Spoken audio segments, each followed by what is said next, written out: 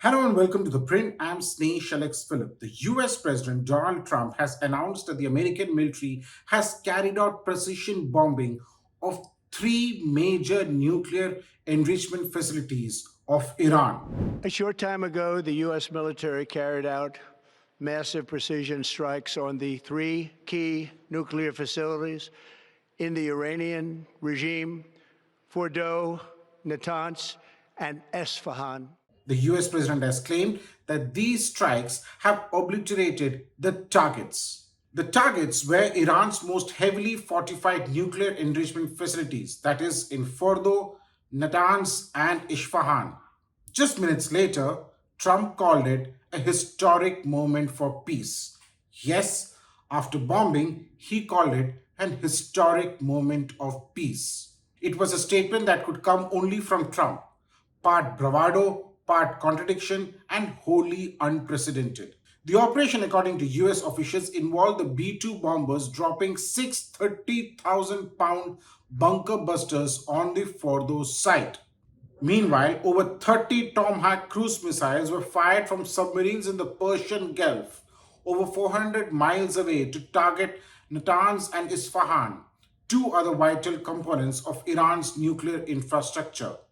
These are not mere symbolic strikes. These are actually acts of war. And they come from a president who spent years promising the opposite.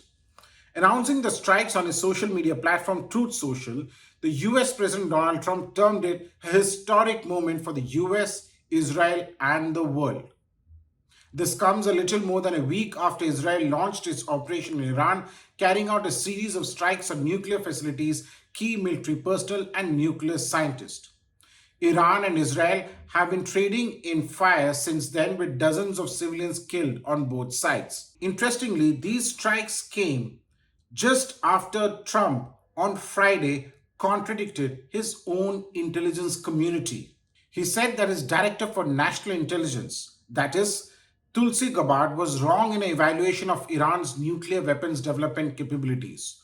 Trump said, and I quote, "My intelligence community is wrong if they have no evidence Iran is pursuing nuclear arms." On being told that the claim was made by Gabbard, Trump replied, "She's wrong." Tulsi Gabbard went on to X and posted, "The dishonest media is intentionally taking my testimony out of context and spreading fake news as a way to manufacture division. America has intelligence that Iran is at the point that it can produce nuclear weapons within weeks to months if they decide to finalize the assembly. President Trump has been clear that can't happen, and I agree." However, Tulsi Gabbard had in March told lawmakers back in Washington that Iran was not developing nuclear weapons.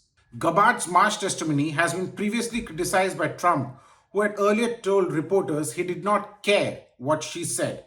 She had said that the country, that is Iran, was not building a nuclear weapon, and its supreme leader had not reauthorized the dormant program even though it had enriched uranium to higher levels. Incidentally, she was missing from the pictures of the Situation Room that the White House released. Well, what is expected now? Well, one thing is very clear, that Iran is expected to retaliate. At least, that is what Iran has been claiming so far. They have said that if US enters the war, then they would be launching an operation against American interest. So Iran may retaliate directly against US military bases in the Middle East, for example, Qatar, Bahrain, Iraq, Syria, where large amount of American troops and assets are based. Proxy forces like Hezbollah, the Houthis, or militias in Iraq could be activated to attack US or Israeli targets. Missile strikes or drone swarms could hit Israeli cities of Gulf allies like the UAE or Saudi Arabia.